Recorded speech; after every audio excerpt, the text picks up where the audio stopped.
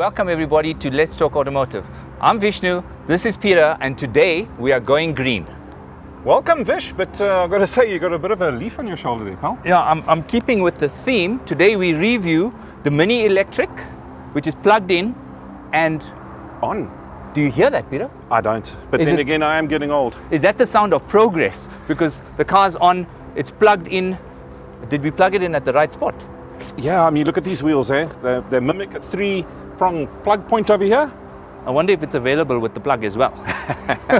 Well, we're going to have some fun with this vehicle, and we're not only going to talk about the vehicle, but we're going to talk about the impact that an electric Mini will potentially have on our lives, both from a fun factor point of view, a practical point of view in terms of having an electric vehicle, but also some of the promise that an electric vehicle has for us in terms of supplying power to our houses. Can you hear that? I mean, that's ridiculous. It's like a start sequence on a phone. Well, the aircon's louder than the start. I'm now engaging reverse, and let's begin. What do you think of the finish? Well, I mean, it's incredible. I haven't been in a Mini for a long time, so I love the fact that they've retained the circular center console display like that. Yeah, the feel is very Mini at the moment. And I'm loving this screen over here as well, the way that it's almost an infinity surface. As you'll feel when you drive it, the pedals are actually quite light to work with. And what's the response like on the throttle? Is it linear? You don't get a feel like you're going to be out of control with. Let's just move a bit in medium mode, and we'll just gently. Oh, just feel that. Easier. Huh? It's hard to believe it's electric because it's got a surge, not as aggressive as obviously the John Cooper Works Mini, but it's pretty efficient. Well, I mean, it's 270 Newton meters of torque that's available immediately. Yes. That's for a start. So let's just go around the corner here. It's very easy to drive. For me, after we had the launch of the other Minis, the new shape of the Clubman, it's pretty stable. I don't find any difference in it. The one thing I must say is we actually fit in it.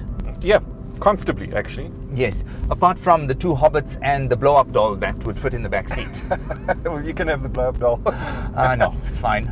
I just thought blow-up doll, well, it'll be packaged, because if it was blown up, it actually wouldn't fit there. Yeah, but I mean, it is a little two-door, so no other expectations other than two adults sitting in two Yes, front it's a town car. It's meant to be relaxed and easy.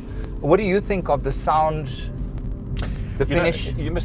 For me, the challenge with the design of a car like this is because there's no engine noise to mask road noise, you've got to work extra hard at making sure that you've insulated the car properly. And from the initial drive that we've had, very, very quiet. Now, you've been on the highway with the car, so how did you find the wind noise and that kind of thing? To be honest, the only thing that I actually found was the air conditioner was actually noisy. I don't know how it'll affect our recording, but it is a necessity.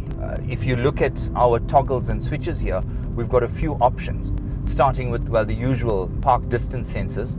My personal favorite is the high energy and low energy button, which is that the regenerating? Yes. So when you take your foot off the accelerator, it's going to recharge the batteries. Now, one of the criticisms of early electric vehicles was that it was too aggressive. So when you took your foot off the accelerator, it was almost a brake. Mini have actually put a setting on this, so you can have a almost negligible effect. Yes. When you take your foot off the accelerator. So as demonstrated by now. And then there is a high energy recovery mode, which I actually enjoy. Because now you can use that as a brake. Yes, it becomes a sort of a roll-off, blipping the throttle type of braking. You can see if we just charge up here and roll off.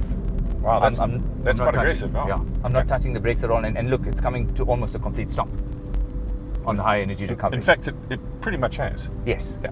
So I think that's pretty cool within there. And of course, we've got the toggle switches between Sport, which adds a bit more boost.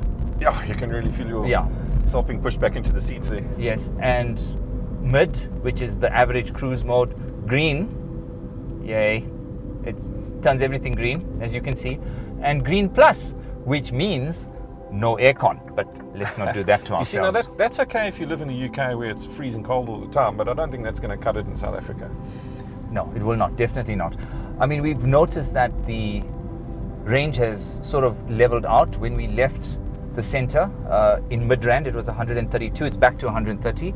And I feel that the range is improving because of the slow sort of urban driving. Absolutely. And in fact, that's one of the things that people need to realize about an electric vehicle is highway driving is actually what kills the distance on an electric vehicle. So you're better off doing urban type of driving in an electric vehicle. Which is what it's built for. 100%. So earlier you mentioned that with our current state of, let's call it electricity, these vehicles theoretically could then, during times of load shedding, could power your house. Is that on the cards? It's on the cards.